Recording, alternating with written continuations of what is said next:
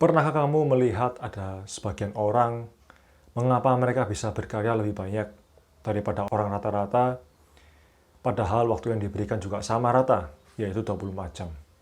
Banyak orang memberi istilah time management, yaitu kemampuan seseorang untuk bisa mengelola waktu dan prioritas dalam hidupnya.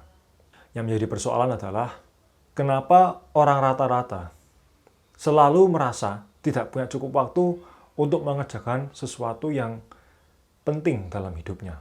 Jawabannya adalah karena mereka menganggap bahwa semua hal yang dikerjakan adalah penting. Lalu bagaimana kita bisa memiliki time management yang baik?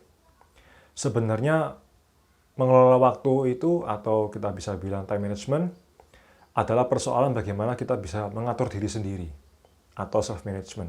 Karena sejatinya waktu itu tidak bisa diulang, tidak bisa digantikan oleh apapun, dan waktu itu tidak bisa ditabung. Yang bisa kita lakukan adalah merelokasi dari kegiatan-kegiatan yang bernilai rendah kepada kegiatan-kegiatan yang bernilai tinggi.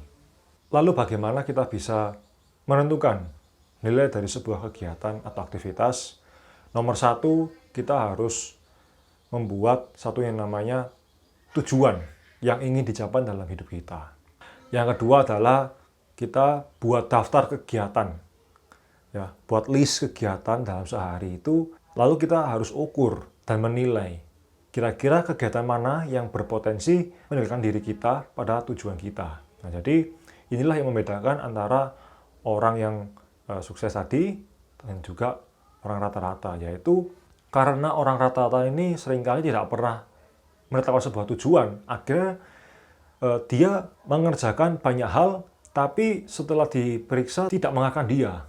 Kenapa hal itu bisa terjadi? Karena otak manusia itu bekerja kalau diberi arahan. Nah, karena otak ini tidak pernah diberi arahan oleh orang yang rata-rata, maka akhirnya otak ini berpikiran bahwa semua hal yang kita kerjakan ini penting, gitu. Sehingga kita seringkali sulit untuk bisa mengerjakan hal-hal yang lebih besar lagi. Disinilah perbedaannya. Jadi sekali lagi kita harus mengukur mana kegiatan-kegiatan yang mendekatkan diri kita pada tujuan kita.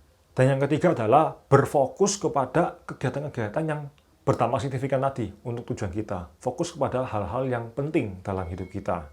Dan saya juga menyarankan untuk mengerjakan ini single tasking, yaitu mengerjakan satu kegiatan sampai tuntas, baru kita mengerjakan kegiatan yang lain.